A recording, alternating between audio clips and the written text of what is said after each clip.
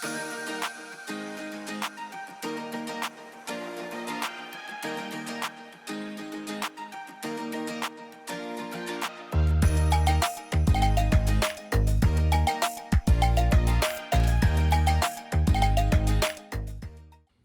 guys, I wanted to come on and make a video talking about how I got started in making stickers, why I thought I could do that, how it's going, and a little bit about the process. So I just thought we'd kind of sit down and talk about stickers. So for background, before I started selling stickers, I was a nurse. I did that for several years where I felt like it was tolerable. I felt like the work was rewarding, but I didn't love it. And then when COVID happened, I worked throughout the height of the pandemic, and it was really difficult during that time, as I'm sure you're not surprised. I'm sure a lot of people felt that way. But during that, it felt like, okay, but there's a goal, a reason that it's so difficult. It's not going to be like this forever. But then after the pandemic really started ending, it didn't change. Nursing just continued to be really difficult. I could go on about why for a million years, but patient ratios were not good where I am. And there was just not like ever good days. It used to be that you could go in, maybe it'll be a good day, maybe it won't. But it became just a guarantee that it would be really difficult. So I didn't love it, and I wasn't loving what it was doing for my mental health. I was also working night shift, which I could just feel wasn't good for my body, even though I love being up. You know me, if I'm a stay up all night and read kind of girl, but to consistently be up all night and then try to switch back to a day schedule every week so that I could see my husband was just not good. So all in all, I decided no more nursing. But that didn't come just like all at once in one day. I knew I felt that way, but I didn't know what I was going to do in the meantime. Since I was a kid, I've wanted to write a book. So I've always been kind of toying with writing stories on the side. And I wanted to find a way that I could work on writing, which wouldn't give me any income in the meantime, but not be stuck in a regular full-time job so that I would have time for that. Little did I know, a small business does not give you extra time. But with that in mind, I created stickers thinking maybe I could sell stickers because I know I love reading and a lot of other people do, but I don't always find exactly the kind of sticker that I want to put on things like my Kindle or my water bottle or my journal. So I thought I would make those. So rewind to a few years ago when my mom gave me a Cricut for my birthday, and I had never used one before, didn't really know what kind of project I was going to do, but ended up making my first sticker. And that sticker is this one. It says it's juicy and it's a little peach. I made this design specifically because it was an inside joke with a couple of my nursing friends, and I made that for them and with no intention of selling it. But now we get back to where I'm talking about feeling like maybe I want to try to sell stickers. I uploaded this design to Etsy just to get started, just to get an Etsy shop open, because you have to have at least one listing. And so I wanted to reserve the name I was thinking of and put a listing up and just kind of see how it worked. I really had no expectation of it actually becoming a real thing that sells. I had no expectation of it selling. I just thought, I'm not marketing it. Nobody's looking specifically for this sticker. I just wanted to see how it works and see how you set up listing things and the fees and cost. So I did it with that mindset. And then I kind of just like forgot about it, just put it up there, didn't think about it while I was working on other things. At this time, I was still working a nursing job, wasn't thinking about this every day.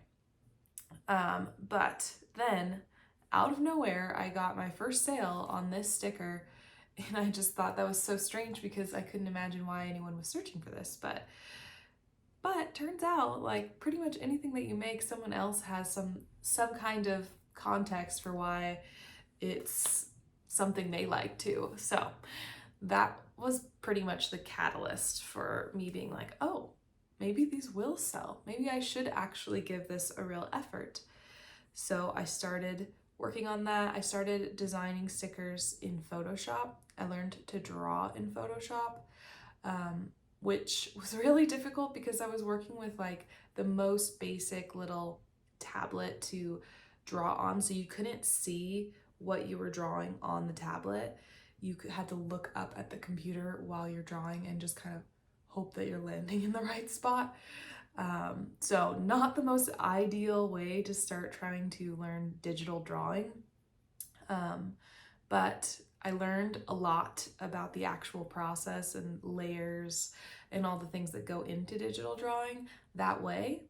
And then after I'd successfully made quite a few designs that way, made stickers with those, and started selling those, that's when I ended up upgrading to an iPad and using the app Procreate, which is so much easier than what I was doing before because you're actually physically seeing what you're drawing. It's like very similar to drawing on paper, except that, you know, it's a different texture feel and there's a lot of convenience. Like it's easy to undo what you just did. It's layering is easier.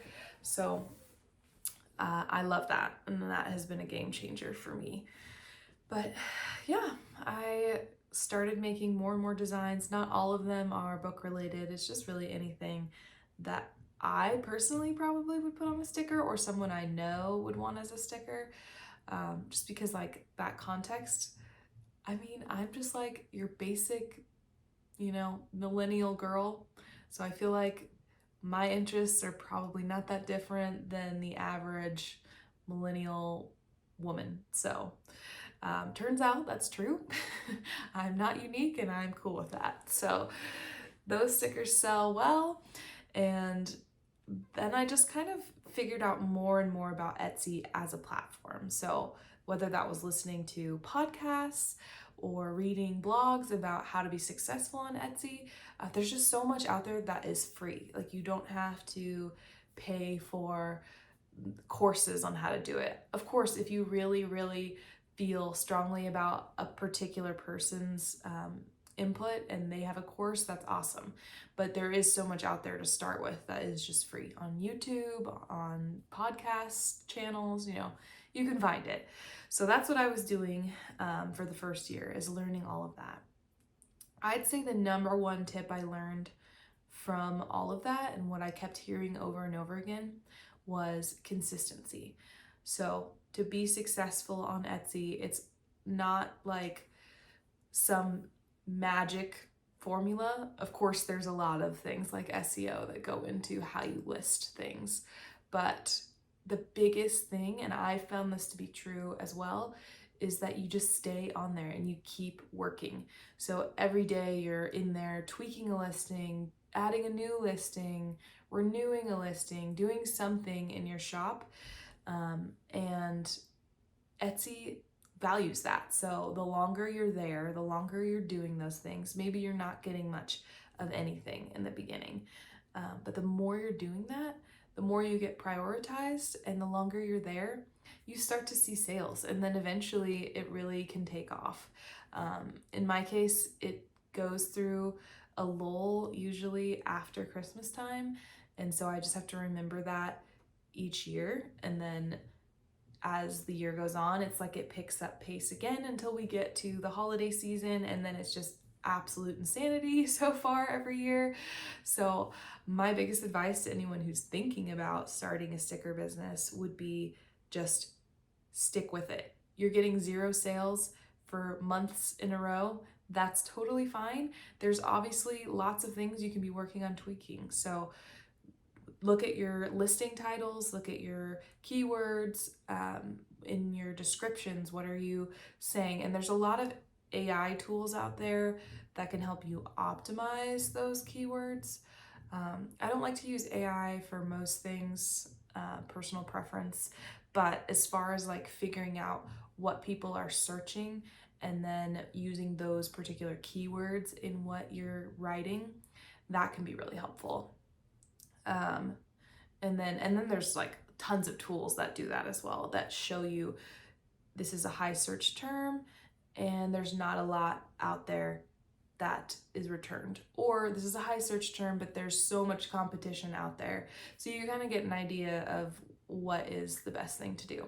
So I would say research those things, be doing those things and tweaking those things every day, and not only will those bring you closer to getting more sales, but also your consistency will. So that is what happened for me.